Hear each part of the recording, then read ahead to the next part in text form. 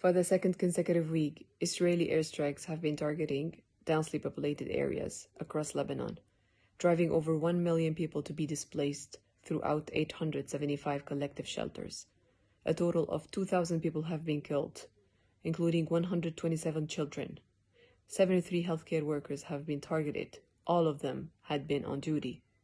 The poor living conditions in these shelters increase the risk of waterborne and vaccine-preventable diseases. There are rising needs to support with food parcels, hygiene kits, blankets, mattresses. And now that we are on the brink of winter, IDPs have higher concerns to secure heat for their children